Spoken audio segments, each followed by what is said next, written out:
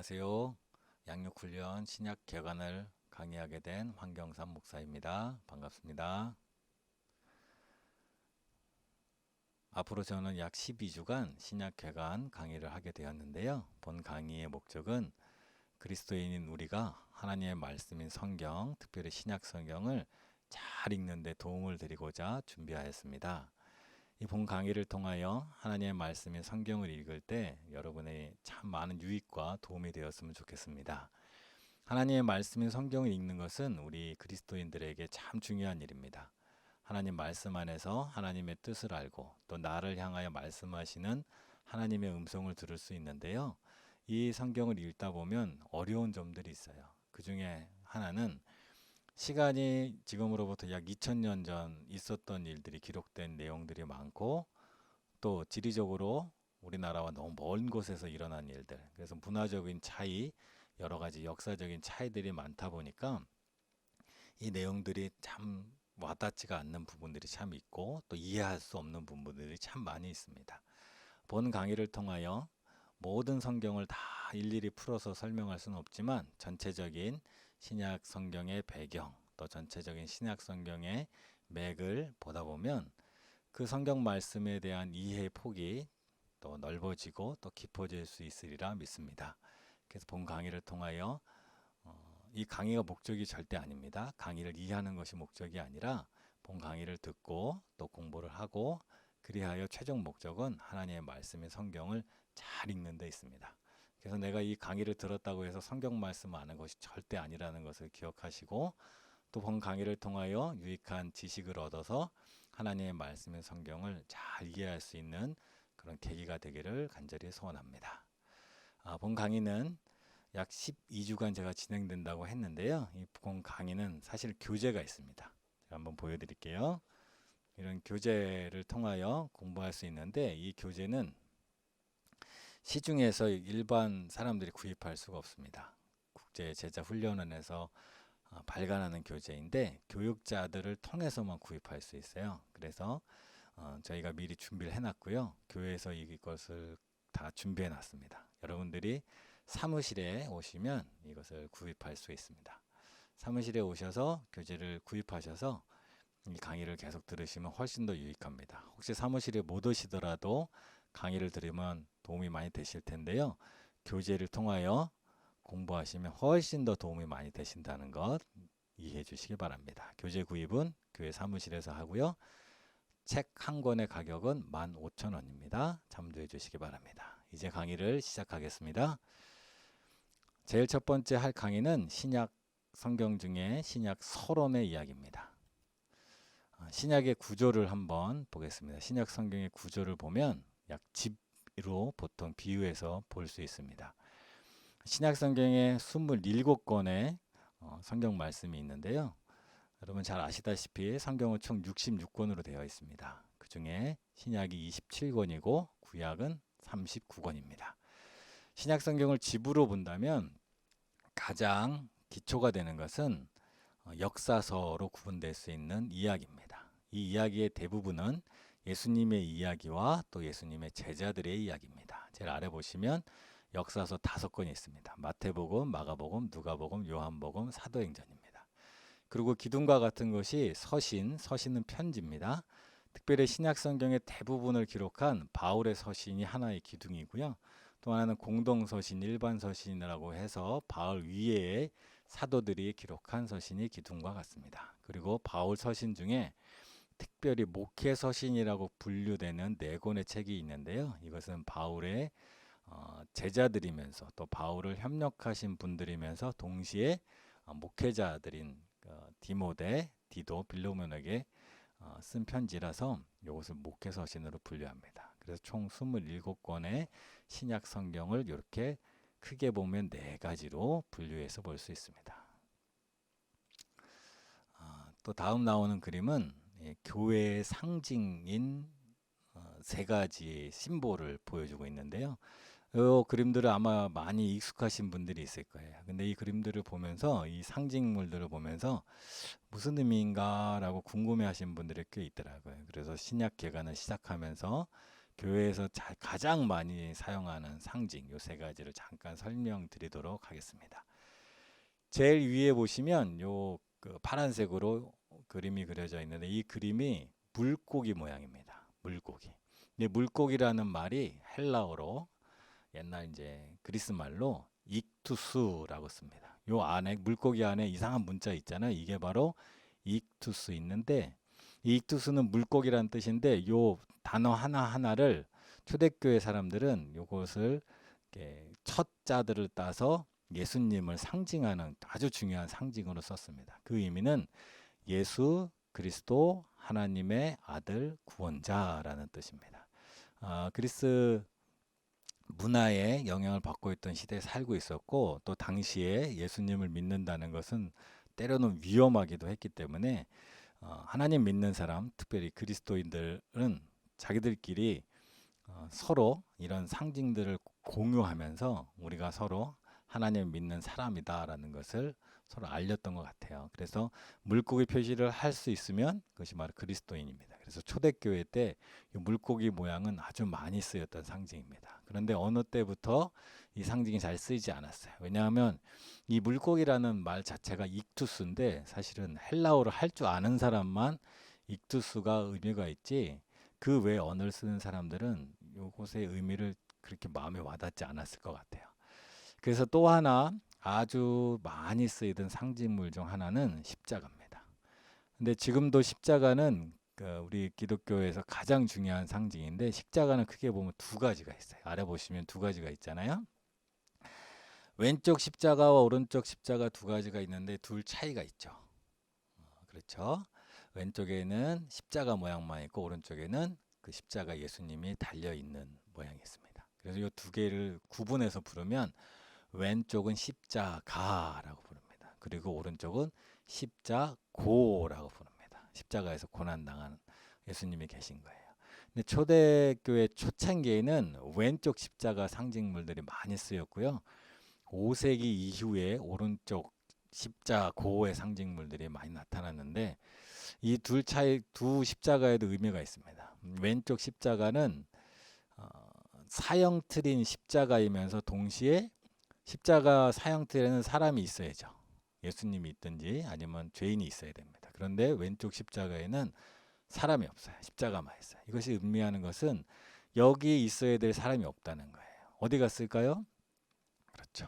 예수님이 원래 십자가에 달리셨는데 예수님이 죽으신 다음에 십자가에 내려져서 무덤에 가셨다가 다시 살아나셔서 부활하셔서 하늘에 올라가신 거예요. 하나님 옆에. 그러니까 이 십자가는 있어야 될 죽어야 될 사형수, 죽어야 될 죄인이 없고 그곳에 있어야 될 예수님이 없는 거예요. 그리고 이 십자가는 결국 십자가이면서 동시에 부활을 상징합니다. 이 십자가에는 달려 있어야 될 사람이 달려 있어야 될 예수님이 이미 부활하셨다라는 걸 상징하고요. 오른쪽 십자가는 예수님이 고난당하는 그 장면을 상징하고 있어요.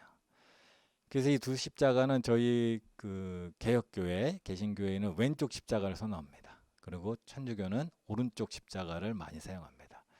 여기서 아마 우리 교회하고 천주교의 차이가 있는 것 같아요. 교회는 예수님이 부활하신 것이 중요한 의미이고 천주교에서는 예수님이 우리를 위해 고난 당하는 것이 매우 중요한. 물론 둘 다 중요합니다. 십자가의 죽음과 부활 다 중요한데 약간 포인트가 약간의 차이가 있다면 우리는 부활하신 예수님이 우리에게 좀 더 의미가 있고 고난 당한 예수님도 의미가 있지만 천주교는 우리를 위하여 고난 당하고 계신 그 예수님, 우리의 죄, 속죄, 그것이 좀 더 의미가 있지 않나 그렇게 생각합니다.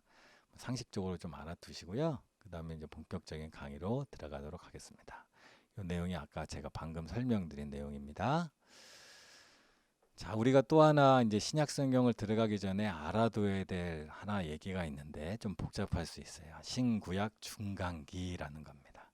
신구약 중간기라는 것은 구약 성경의 역사와 신약 성경의 역사 사이에 있는 기간을 말합니다. 근데 왜 이것이 중요하냐면 예수님 당시의 유대인들이 이 중간기의 역사를 자기의 역사로 기억하고 있기 때문이에요. 그리고 이 중간기의 역사를 알아야 두면 좋은 이유는 예수님 당시에 유대인들은 무슨 생각, 무슨 기억들을 공유하고 있었는지를 알게 되면 그 성경 이야기에서 왜 저 사람들은 저렇게 얘기할까? 왜 바리새인들은 이런 주장을 할까? 왜 사두개인들은 이렇게 얘기할까? 또 누구는 왜 열심당원으로 불릴까라는 것을 이해하는 데 참 도움이 많이 됩니다. 그 내용을 한번 보겠습니다. 신구약 중간기라고 하는 것은 어떤 때를 말하냐 하면 말라기 선지자 이후 400년 동안 성경이 더 이상 기록되지 않은 때를 말합니다. 말라기 선지자가 약 주전 예수님 오시기 전 430년경에 활동을 하였고 그 이후에 예수님이 올 때까지 더 이상 선지자도 없고 더 이상 성경도 기록되지 않았어요. 그래서 이 기간의 약 400년을 중간기다라고 말합니다. 이 중간기 동안 이스라엘에는 많은 역사적인 일들이 있었어요. 많은 강대국들의 침략을 당하고 속국에 되어서 어려운 시절들을 많이 겪었는데요. 그거 내용들을 하나하나 한번 살펴보도록 하겠습니다. 이 400년의 침묵 기간, 하나님이 말씀하시지 않은 기간 동안 그 역사적 흐름을 대략 보면 첫 번째는 아까 말씀드린 것이 말라기 선지자가 430년이라 그랬잖아요. 그 말라기 선지자 전에 사실 바벨론, 일본의 바벨론이 나오지만 바벨론 전에는 아수르가 있었고요. 아수르가 통치하던 침략했을 때 북이스라엘이 멸망을 합니다. 그리고 그 다음에 나타난 제국이 바벨론이라는 제국인데 주전 약 586년에서 539년 사이에 이때 남유다가 멸망을 합니다. 그리고 그 다음에 등장하는 나라가 바사라는 제국인데 페르시아입니다. 페르시아 제국이 약 주전 539년에서 334년. 요 사이에 400년이 있잖아요. 539년에서 334년 사이에 400년이 있어서 요 어간부터 시작해서 성경이 기록되지 않고 선지자들이 나타나지 않았습니다. 그 이후에 유명한 알렉산더 대왕이 이 지역을 다스리던 헬라 시대가 시작됩니다. 그 기간이 약 주전 334년에서 164년이고요. 164년부터 약 주전 예수님 태어나기 63년까지는 이스라엘의 독립왕국 시기라고 불립니다. 말이 어렵죠? 하스모니안 왕조 시대인데 이때 잠깐 한 100년간 다른 강대국들의 지배를 받지 않고 이스라엘이 잠깐 독립하는 기간, 독립 국가로서 존재하던 기간이 있습니다. 이때 이스라엘을 다스리던 왕조를 하스모니안 왕조라고 부릅니다. 그 이후에 주전 63년부터는 로마가 다시 이 지역을 점령해서 통치합니다. 그 63년 이후에 계속 예수님이 오실 때도 로마가 지배하던 시대가 바로 이 로마 지배 시대입니다. 자, 이제 지도로 한번 보겠습니다. 지도를 잘 참조해 주시기 바랍니다. 이제 지도를 보실 때 이제 주의할 것은 참 재밌는 것은 지도를 보시면 이스라엘이 여기 있습니다. 여기 이스라엘 지역이 있죠. 그리고 여기 갈색으로 표시된 이 지역이 전체가 다 지금 현재 어디로 되어 있냐? 아수르 제국입니다. 아수르가 다스릴 때 북이스라엘이 멸망했다 그랬잖아요. 근데 아수르는 이스라엘을 넘어서 여기 애굽, 이집트까지 통치 영역이 넓었어요. 그래서 아수르가 처음에 이쪽에서 시작됐거든요. 이쪽에서 시작돼서 이스라엘을 점령하고 이집트까지 간 겁니다. 그 침략 과정에서 이스라엘, 특별히 북이스라엘이 멸망합니다. 이 당시에도 유다는 독립국가로 존재할 수 있었습니다. 그 다음 아수르 다음엔 바사 왕국이 나타났다 그랬죠. 이 바사 왕국은 이렇습니다. 이때 이스라엘은 여기 있습니다. 그러니까 아수르가 아수르가 전체로 다스리고 있었는데 비슷한 지역에 바벨론 제국이 나타나서 비슷한 지역을 통치합니다. 근데 바벨론 보면 이집트까지 가지는 못하잖아요. 그러니까 예루살렘에 있는 유다까지만 점령을 하고 더 이상 나가지 못합니다. 성경에 바벨론의 일들이 많이 기록되어 있습니다. 여기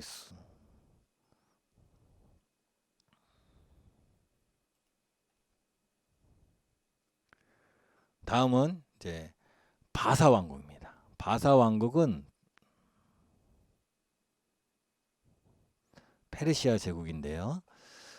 바사 왕국은 이전에 바벨론보다 훨씬 넓은 지역을 점령합니다. 여기 뭐 이집트도 다 점령하고요.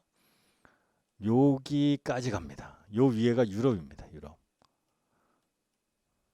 유럽 문턱까지 가지만 더 이상 점령지로 그 제국을 확대하지 못합니다. 요 관련된 영화가 있죠. 300이라는 영화. 여기 유럽을 넘어가지 못합니다. 예루살렘은 여기 있고요. 여기에서 이제 성경에 역사의 마지막 이야기들이 많이 나오죠. 여기 수산도 있죠. 수산궁에 살고 있던 사람이 누구죠? 원래 느헤미야. 니느웨 성도 여기 보입니다. 요나 선지자 내용의 배경이 됐던 니느웨. 페르시아가 다스리던 때가 있었습니다. 그 다음에 페르시아가 다스리던 시대 다음엔 누구냐? 알렉산더 대왕이 등장합니다. 이전까지는 아수르도 그렇고 바벨론도 그렇고 바사, 페르시아도 그렇고 이쪽 지역에서 이쪽으로 다 침략을 해왔어요. 강대국들이, 대제국들이. 그런데 알렉산더는 유럽 사람입니다. 여기서부터 시작해서 이쪽으로 점점 오히려 공격을 받다가 이제 공격하는 나라가 되었죠. 그래서 위치를 보면 여기 예루살렘 쪽 여기 있습니다. 이스라엘이. 그래서 여기 와서 이집트까지 공격을 해서 점령을 하고 옛 페르시아 지역까지 다 점령하고 오히려 그 페르시아보다 훨씬 더 넓은 영토를 차지하게 됩니다. 이것이 바로 알렉산더입니다. 그리고 알렉산더가 죽으면서 그의 이 넓은 영토를 4명의 부하가 나눠 갔습니다. 네 명의 부하가 나눠 갔는데 그 중에 두 나라가 이제 유대와 연결되는데요. 프톨레미 왕국이라는 곳하고 셀류키즈 왕국이 이스라엘 지역을 점령하게 됩니다. 그 중에 첫 번째는 프톨레미 왕국이 요 지역을 점령하면서 처음에 예루살렘 유대는 프톨레미 왕국에 이제 소속이 됩니다. 그런데 이 프톨레미 왕국이 다스리던 때 셀류키즈가 이제 점점 세력을 확장하면서 요 지역을 셀류키즈가 공략해 들어옵니다. 셀류키즈 왕국의 목적지는 사실은 이집트예요. 프톨레미 왕국이 있는 여기까지. 근데 가진 못하고 예루살렘에 있는 유대까지 점령하는 데 그칩니다. 셀류키즈 왕국이. 그러니까 유대를 포함한 이 지역은 항상 대제국의 변방이거나 대제국의 영토를 확장하러 가기 위한 길목에 있다 보니까 제국이 생길 때마다 침략을 당하고 빼앗기고 힘든 시간을 참 많이 보냈을 것 같아요. 근데 아까 잠깐 말씀드렸는데 셀류키즈 왕국 이후에 잠깐 이스라엘이 독립왕국이 되는 기간이 있습니다. 이제 마카비 혁명이라는 건데 좀 이따 이게 나올 텐데요. 그 전까지만 해도 유대 영역이 요만큼이었어요. 근데 독립하면서 이 영역이 이렇게 넓어졌죠. 이거 옛날 우리가 이제 다윗 왕 시대에 그 시대 비슷하게까지 영토가 굉장히 넓어졌고 지금 우리가 신약 시대에 보는 그 유대 땅의 영토가 요 정도 됩니다. 요때 이제 그게 이제 영토로서 확장이 되었던 때입니다. 그 다음에 나타난 데가 어디라고 그랬죠? 로마입니다.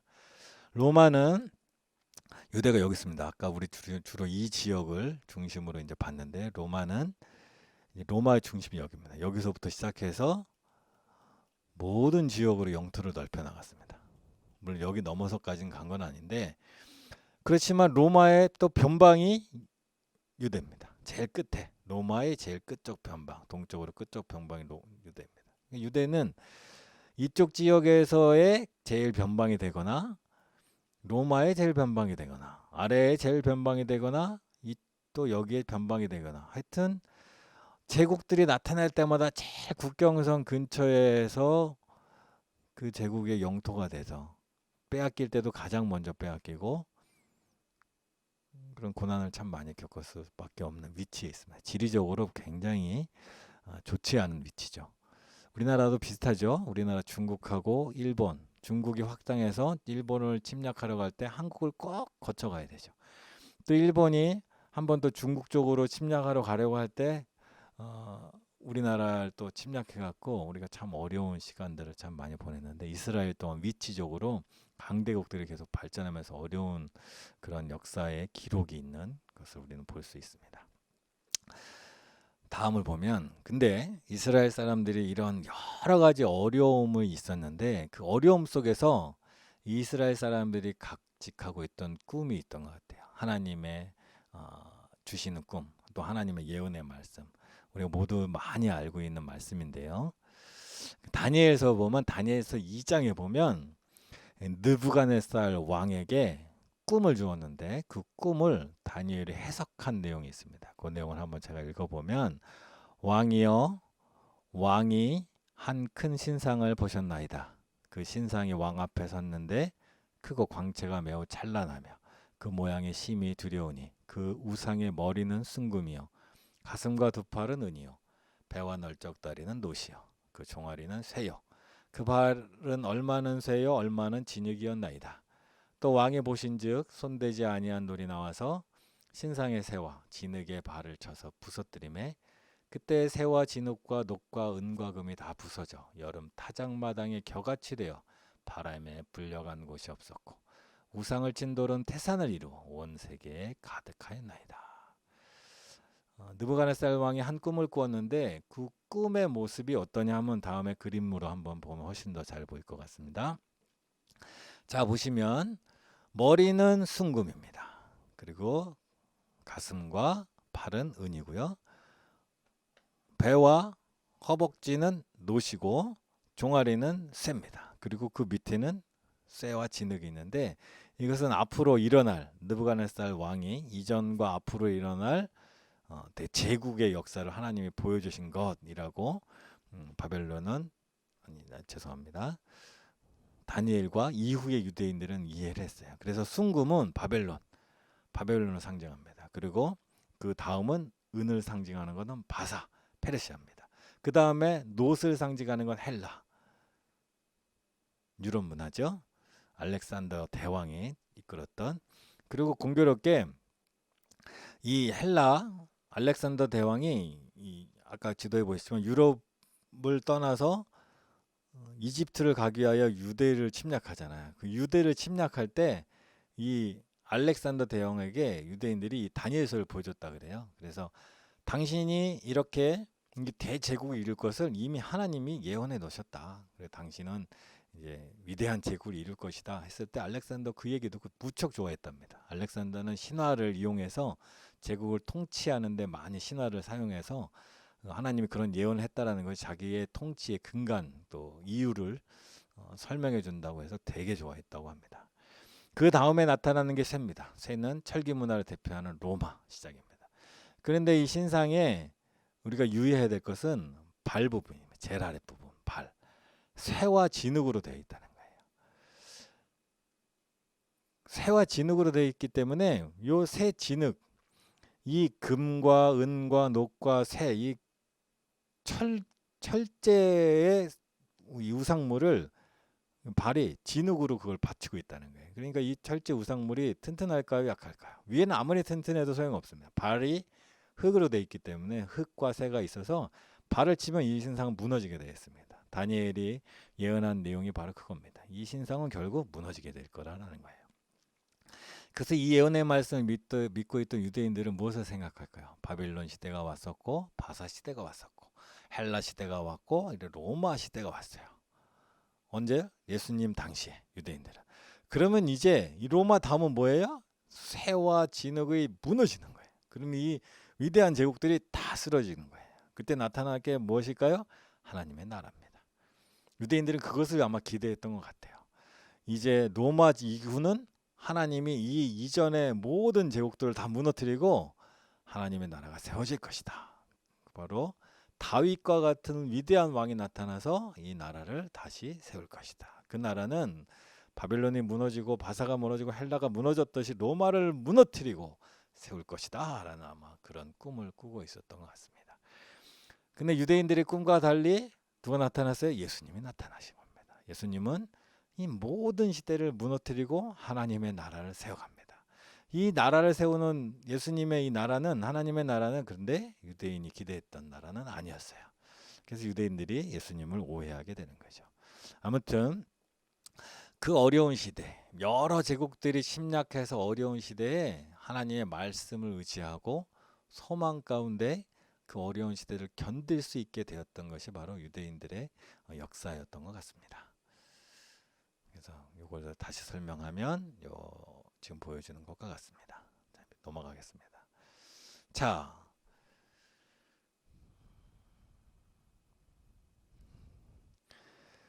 이제 유대 땅의 이제 최근의 역사를 더 자세히 좀 한번 보려고 하는데요. 헬라 제국의 이야기입니다. 헬라 제국은 누가 영토를 확장했냐면 알렉산더 대왕입니다.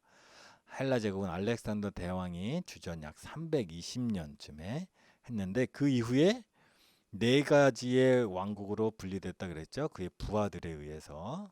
그래서 프톨레미, 안티고노스, 셀류커스가 이제 가장 큰 세력이고요. 그 다음에 리시마쿠스가 있는데 유대는 프톨레미하고 셀루키스가 연결되어 있습니다. 사진으로 한번 보면 지도 다시 한번 보면 이제 유대 땅은 여기고요. 초판내는 프톨레미 왕국이 이 지역을 다스리고 있습니다. 자, 그런데 이제 프톨레미 왕국이 다스리던 때 제가 본 이유는 프톨레미 왕국은 유대에 대해서 굉장히 호의적이었던 것 같아요. 그리고 프톨레미 왕국은 도서관을 지어서 세상에 있는 모든 책을 복사해서 보관하라라는 명령을 내렸는데 이때 히브리의 사람들, 그러니까 유대인들이 율법서를 가지고 있어야 되는데 율법서를 자기들이 읽을 수 있는 헬라어로 된 그 번역본이 없는 거예요. 그래서 이 프톨레미 2세 왕이 유대인들에게 당신들의 율법서를 헬라어로 번역하시오 해가지고 한 지파에서 6명씩 해서 72명의 장로가 72일간 모세오경을 헬라어로 번역하고 이후에 모든 번역도 추가되었는데 이때 번역된 성경을 70인역이라고 말합니다. 70명의 사람들이 번역했다 해서 70인역이라고 하는데 고대의 유대인들의 말로 히브리 말로 쓰였던 성경을 최초로 헬라어로 번역한 성경이 바로 70인역입니다. 그 다음에 셀루키즈 왕조가 다스리는데 셀루키즈 왕조 지도 다시 한번 볼게요. 셀루키즈 왕조는 예루살렘과 유대를 이제 원래 프톨레미 왕조가 다스리던 곳에 셀루키즈 왕조가 뺏은 거죠. 이쪽. 그런데 이제 셀루키즈 왕조의 목적이 있다 그랬죠. 프톨레미 왕국이 있는 이집트를 침략해서 빼앗는 게 목적이에요. 그래서 셀루키즈 왕국의 왕들이 여러 번 원정을 시도합니다.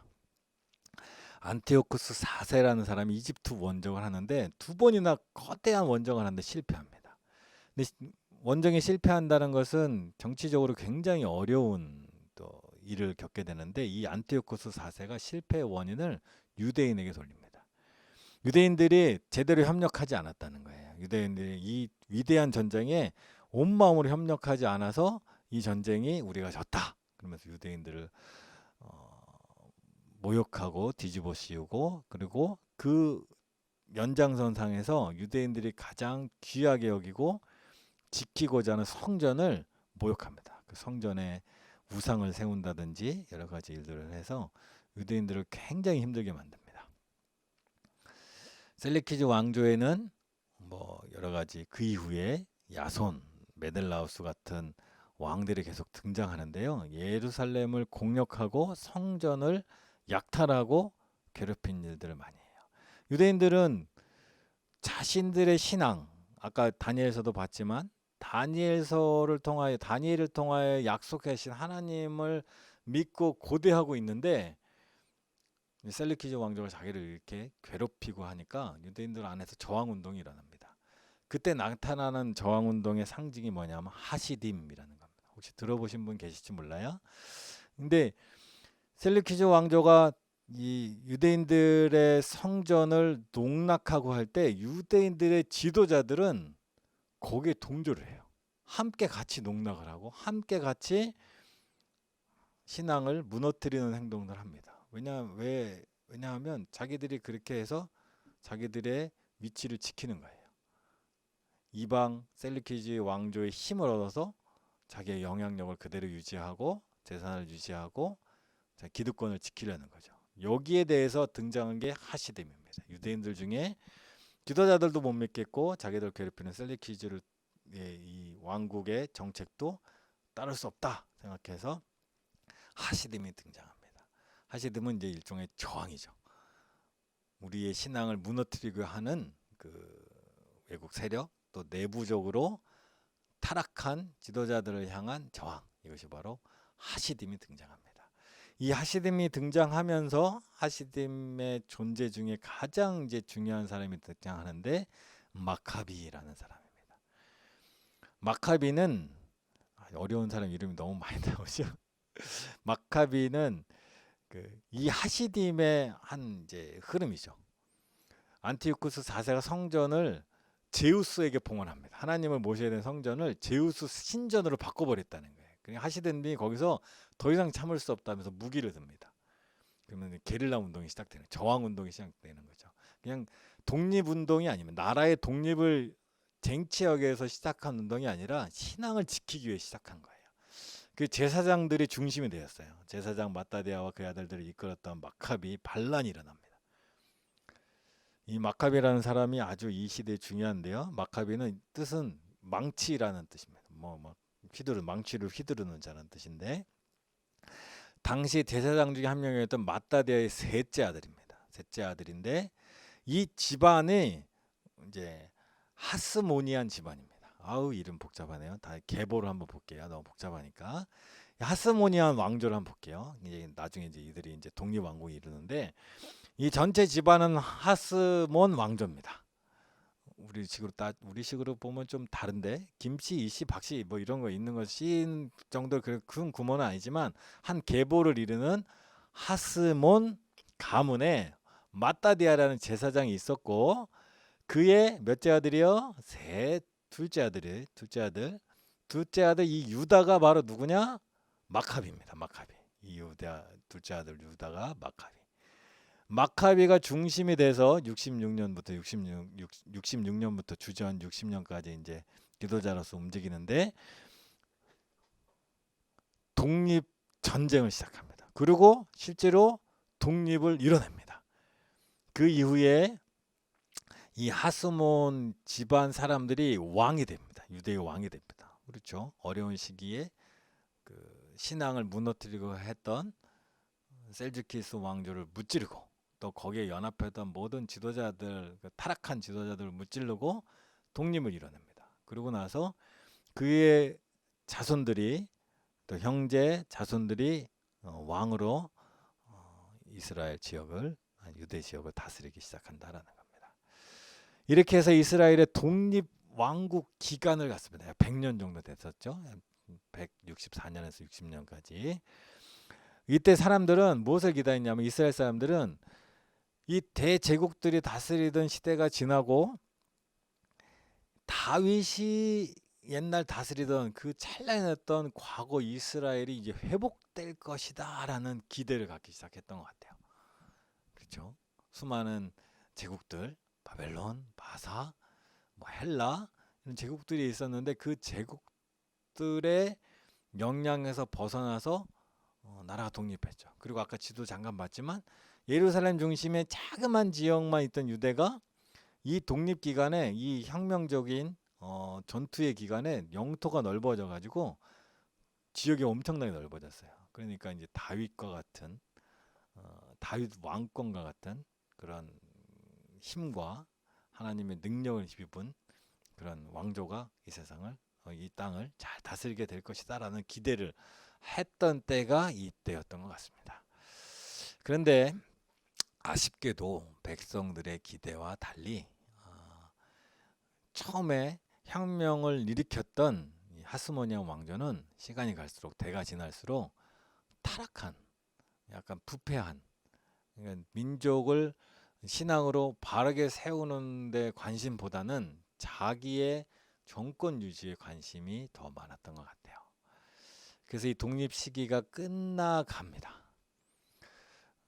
주전 약 60년 고 어간 100년, 60년 어간에 로마가 점점 영토를 확장해 오고 아까 그림에서 지도에서 봤지만 유대 쪽으로 점점 동쪽으로 로마 이탈리아 로마에서 동쪽으로 점점 오면서 유대 지역까지 들어옵니다. 이때 로마의 폼페이가 63년에 하스모니안 왕조, 그죠? 독립국 이뤘던 하스모니안 가문이 왕조를 정복합니다. 그런데 정복하였지만 독립국으로서 존재할 수 있도록 그대로 좀 놔둡니다. 하스모니안 왕조가 계속 통치할 수 있도록 놔두는데 통치 시절이 참 엉망진창이 됩니다. 서로 정권을 차지하기 위해 형제 간, 가족 간, 친족 간 정권 다툼이 엄청나게 일어납니다. 그래서 약 주전 38년에 하스모니안 왕조의 마지막 안티고누스라는 마지막 왕이 이제 처형을 당하고 하스모니안 왕조는 이때 이제 끝납니다. 완전히.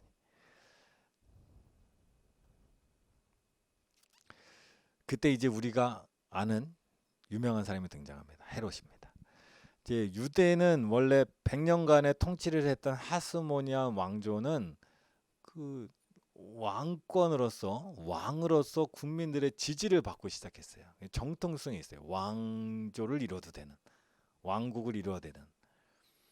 그런데 이 하스모니안 이 왕의 이 계보가 끊어져 버렸잖아요. 그러다 이 지역이 이제 공백 상태가 됐습니다. 로마는 여전히 그 지역에 이제 나름대로 그 왕조가 있어도 되는, 그러니까 약간의 어떤 공존이라기보다 통치를 좀 이렇게 부드럽게 하는 거죠. 이때 하스모니아 왕국이 몰락했을 때 유대 지방에 공식적인 통치자가 없는 겁니다. 그때 나타난 사람이 바로 헤롯입니다. 헤롯은 로마의 보호 아래 왕으로 등극을 합니다. 근데 문제가 있어요. 이 헤롯이 이두메 출신입니다. 이두메는 어디냐? 에돔 출신입니다. 유대인이 아닌 거예요. 유대 출신이 아닌 거예요. 유대 출신이 아니라 에돔 출신의 유대인, 혼혈합니다. 근데 유대인들은 혈통을 중요하게 생각하고 왕이 되려면 다윗 가문이어야 되죠. 유대 가문이어야 되는데. 근데 에돔 출신이다 보니까 헤롯은 자기가 왕이면서도 항상 위기의식을 느낍니다. 왜냐하면 국민들이 유대인들이 이 왕으로서 전폭적인 지지를 하지 못해요. 왜냐하면 유대인들이 기대하는 왕은 다윗이니까. 다윗 가문에 나와야 되니까. 그래서 헤롯은 요것을 만회하기 위한 정책들을 많이 합니다. 그래서 이번에 보면 그는 로마에서 교육을 받았고 미리 암내와 결혼을 통하여 하스모니안 가문에 들어옵니다. 신분 세탁을 한 거죠. 요즘 말로 하면. 그리고 헤롯은 갈릴리 지방에 예수님의 자라신 지역에 군사 행정의 두각을 나타내고 안티고누스, 아까 마지막 하스모니아 왕조 마지막 참살당하는 그 사람을 이제 그 왕을 끌어내는데 동참하는 일들을 합니다. 그리고 이 헤롯은 주전 4년까지 통치를 하고 그 아들들에게 이제 정권이 넘어가는데요. 예수님 통치 기간, 예수님의 생애 직접적인 배경이 되는, 태어났을 때 그런 이제 왕이 됩니다. 자, 그런데 아까 말씀드렸지만 헤롯은 자기의 권자, 이 헤롯 왕가는 정통성 문제 때문에 항상 공포, 위험을 느끼고 있었어요. 국민들로부터 전폭적인 지지를 받을 수 없었기 때문에. 그래서 마태복음 2장에 보면 이 땅에 동방박사가 나타나서 왕이 태어났다 하니까 헤롯은 긴장할 수밖에 없었겠죠. 진짜 왕이 태어났다? 그러면 그 왕이 나를, 헤롯 가문을 축출하고 유대 왕이 될까라는 두려움이 있었겠죠. 그러니까 그 영아들을 다 살해하는 일을 벌인 겁니다. 그 외에 실제로 역사로 보면 자기 처남 아리스토블에게 대제사장직을 주었어요. 대제사장직도 막 주고 말고 하는 거죠. 권력이 세니까. 그런데 그 이후에 그를 다시 또 암살해 버립니다. 또 왕비 마리암네도 죽였고, 자기 아들 알렉산더 아리스토블루스도 죽이고, 본인이 죽기 전 불과 5일 전에 자기의 후계자가 될 사람이었던 안티파네트를 처형해 버리는 일도, 그런 처형해 버리라는 명령까지 내릴 정도로 항상 자기 권자에 대한 불안이 있었던 사람입니다. 그리고 자기 권자는 항상 불안한데 사람들로부터 인정받기 위해서 유대인들이 좋아할 만한 정책을 많이 썼어요. 그래서 헬라 또 하나는 자기의 정치적인 입지는 어디에 있어요? 로마의 힘으로 이 사람이 왕이 됐잖아요. 그러니까 로마의 마음에도 들어야 되고 유대인들의 마음에도 들어야 되는 정책들을 많이 썼습니다. 그러다 보니 그는 헬라 문란을 세우는 정책의 일환으로 엄청난 건축 사업을 많이 했어요. 헬라의 마음을 좋게 하고 또 유대인들의 마음을 좋게 하기 위해서 성전을 건축합니다. 성전 건축 사업 가운데 가장 눈에 띄는 게 바로 성전 건축인데요. 헤롯은 옛 성전 대지 혹은 좌대를 크게 확대해서 스룹바벨 때 지은 아주 볼품없다는 표현이 이제 작았다는 건데요. 그것을 작았던 성전을 웅대하게 엄청 거대하게 성전을 지었습니다. 이 성전에 대한 얘기가 성경에도 나오는데요. 요한복음에 보면 46년 동안 지었다라고 표현되어 있어요. 그가 성전을 지은 이유는 이두메 에돔 사람이었기 때문에 에돔 출신이니까 에돔 혼혈하니까 유대인들의 왕권을 인정하지 않으려 했고 그에 대처한 성전을 건설해. 나는 이만큼 성전을 중요시하는 유대인들의 마음을 들어서 헤롯은 자기의 정치적 위치 또 왕권을 강화하려고 했던 것 같습니다. 그 외에도 계속 건설 일들을 참 많이 했는데요. 가이사라 항구, 가이사라는 그 유대로 보면 로마 쪽에 가장 가까운 데 있는 항구입니다. 그래서 가이사라 항구에 로마 사람들은 거기 많이 와요. 그리고 거기 로마에 이 중에 나중에 나오지만 빌라도와 같은 사람들도 그 가이사라에 많이 이제 머물게 되는데 나중에 지도를 통해 다시 한번 하겠습니다. 로마인들에게 정통성을 얻어내려고 가이사라를 건축합니다. 로마에 가장 가까운 곳. 아까 지도에서 말씀드렸지만 유대는 로마에서 가장 변방이에요. 근데 변방은 그 정치인들이 가고 싶어하는 곳이 아닙니다. 그래서 정치인들은 이 유대에 오지만 항상 로마를 꿈꿔요. 그러니까 로마인들의 그런 생리를 잘 알았던 것 같아요. 그래서 로마의 가장 가까운 쪽에 항구 가이사라를 건설해서 로마인들이 이쪽에 오더라도 이제 마음을 좀 얻으려는 그런 의도가 있어 보입니다. 그리고 헤롯 대왕 이후에 이 유대 지방은 크게 4개의 구역으로 행정구역을 나눕니다. 누가복음 3장에 보면 디베르 황제가 통치한 지 15해 곧 본디오 빌라도가 유대의 총독으로 유대라는 곳 나오죠. 또 헤롯이 갈릴리 분봉 갈릴리라는 곳 나오죠. 그 동생 빌립이 이두레와 드라고닛 이두레와 드라고닛이 또 하나 또 루사니아가 아빌레네 분봉 아빌레네가 하나의 구역으로 해서 4개 행정구역이 나뉩니다. 자 그리고 이때부터 유대 지역이 아까 이제 하스모니안 왕조 이전에는 이제 서로 이제 뭐 엄청 아주 강력하게 또 그렇게 다스리지 않았다 그랬는데 요 헤롯 왕 때는 로마의 총독이 직접 관할을 시작합니다. 그래서 첫 번째 온 총독이 누구냐? 빌라도입니다. 성경에 나오는 인물이죠. 근데 빌라도가 성경에 나오는 내용들을 보면 별로 그 사람에 대해서 많은 부분이 없는데 여러 역사서에 보면 좋은 사람은 아니었어요. 유대 첫 번째 총독인데 유대 첫 번째 총독으로 먼 로마 중심에서 변방까지 왔으니까 이 사람 마음이 좋을 리는 없겠죠. 어서 빨리 로마로 돌아가길 원했던 그래서 빨리 승진하고 중앙으로 가고 싶었던 정치인의 모습인데 처음에 왔을 때 많은 나쁜 짓들을 계속합니다. 이제 여기 이제 필러라는 사람이 쓴 거에 보면 뇌물, 폭력, 약탈, 불법, 무례, 재판 없는 사형 집행, 계속적이고 견디기 어려운 잔악을 이뤘다라고 기록하고 있고요.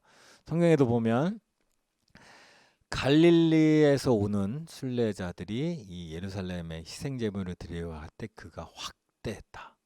그리고 그때 마침 두어 사람이 와서 빌라도가 어떤 갈릴리 사람들의 피를 그의 제물에 섞은 일로 예수께 하래. 이게 피를 섞은 사람이 바로 빌라도입니다.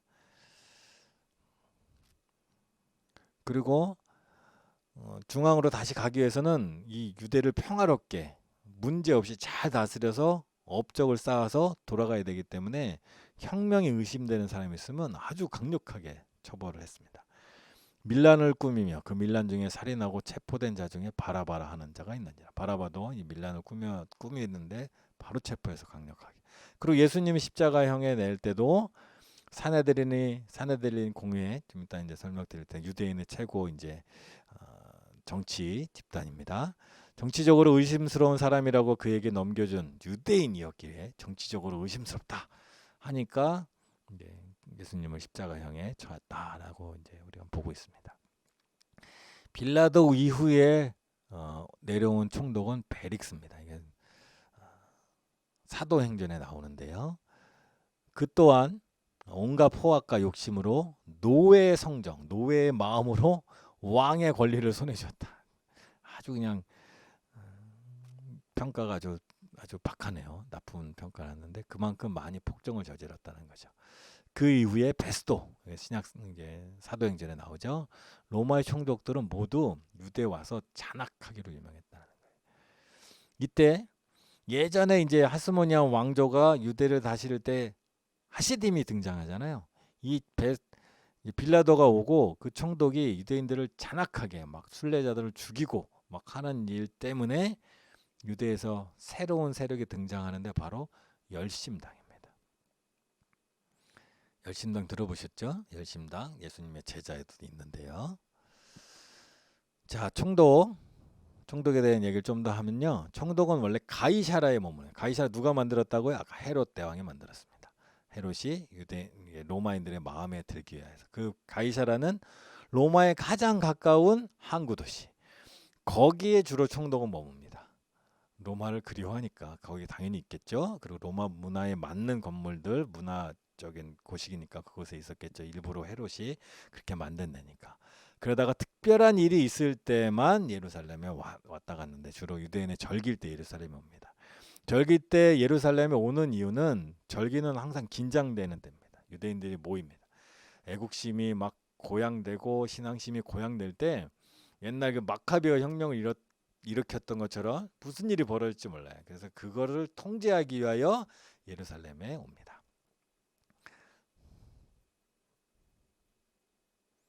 자, 이번에는 헤롯 안디바입니다. 아까 헤롯 왕이 4개의 지역으로 유대를 나눴다 그랬죠. 갈릴리 지방에는 헤롯 안디바가 다스렸습니다. 이때 예수님이 갈릴리 사역을 하실 때 분방으로 있었고요. 이 헤롯 안디바는 세례 요한을 처형한 사람. 또 빌라도가 예수님을 재판할 때 헤롯에게 보냈잖아요. 헤롯에게 갔다가 빌라도에게 다시 왔다 할 때 그때 이제 갈릴리를 다스리던 사람이 바로 헤롯 안디바입니다. 그리고 세례 요한을 죽게 한 이유 중에 하나가 이백 동생의 아내 헤로디아를 부인을 맞이해서 그런 일들이 벌어졌는데 또 예수님은 헤롯 안디바를 여우라고 불렀죠. 누가복음 13장에 나옵니다. 자, 또 하나의 지역은 이두레와 드라고닛 지방입니다. 헤롯 빌립이라는 사람이 다스렸던 곳인데요. 넘어가겠습니다. 그 부분은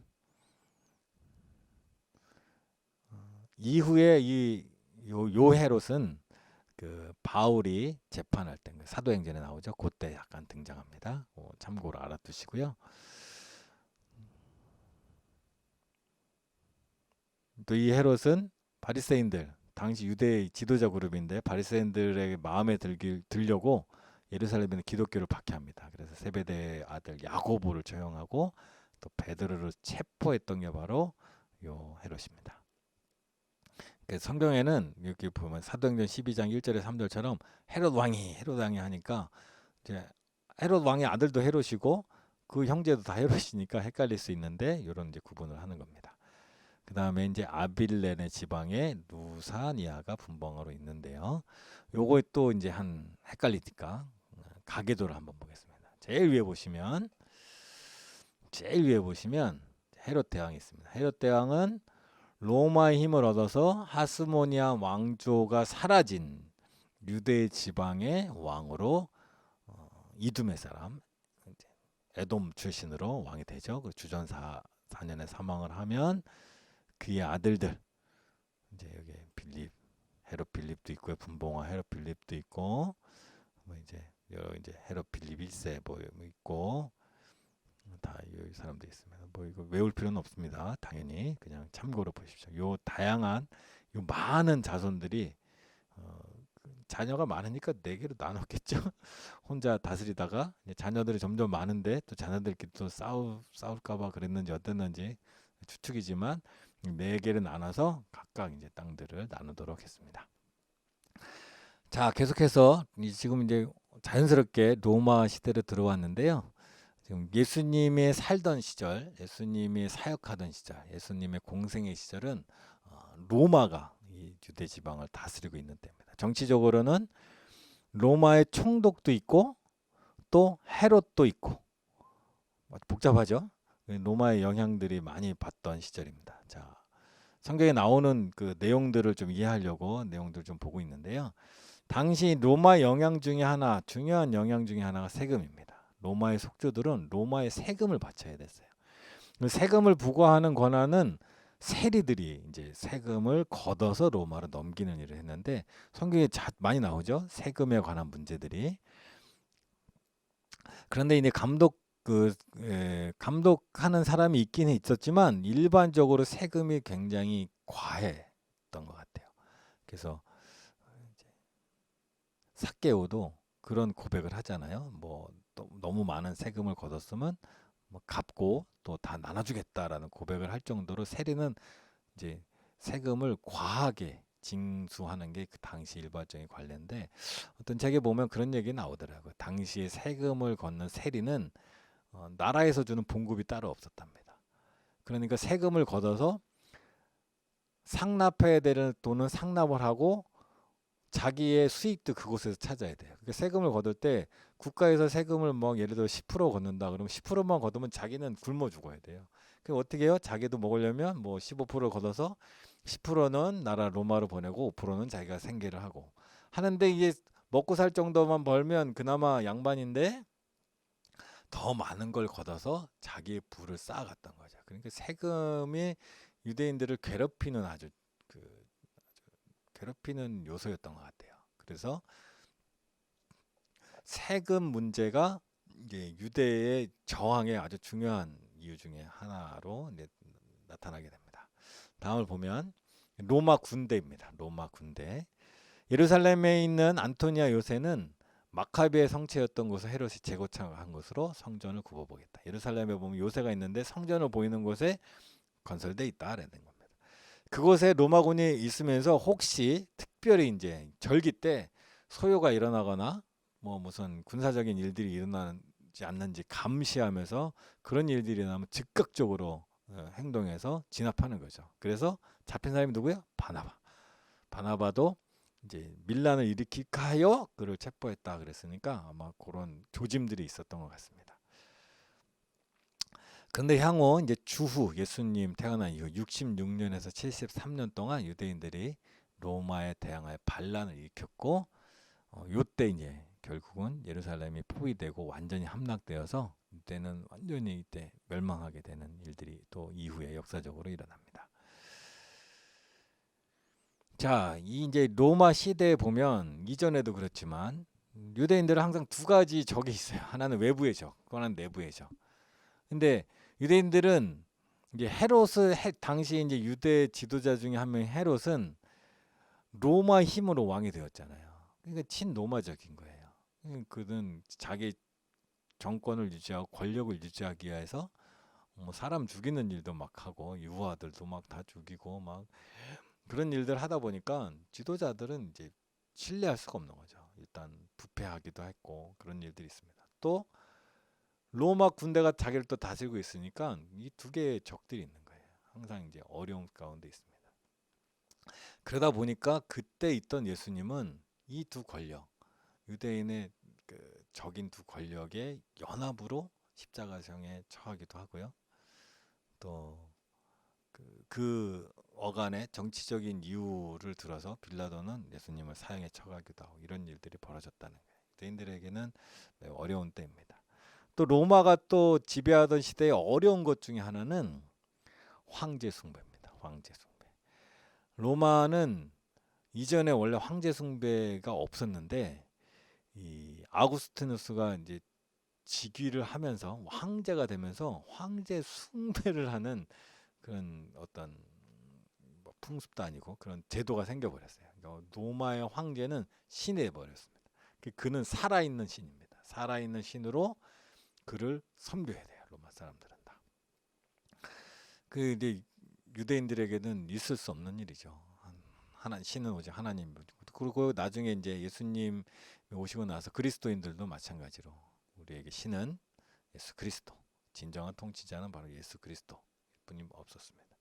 그래서 이 황제 숭배 때문에 유대인들 또는 또 이제 그리스도인들도 많은 어려움을 겪습니다. 자, 다시 한번 지도를 보면 지금 우리는 유대 얘기했죠. 유대, 예루살렘, 그리고 여기 가이사라 있죠. 가이사라, 항구 도시 가이사라. 누가 지었다고요? 헤롯 왕이 지었습니다. 그리고 여기에는 로마의 총독이 삽니다. 왜? 이 로마와 유대 사이 가장 변방 유대에서 로마로 가는 배로 걸어가는 것보다 배가 빠르니까 배로 가는데 가장 빠른 곳 가이사라에 바로 총독이 살면서 로마를 뭐 바라봤던 뭐 그런 것.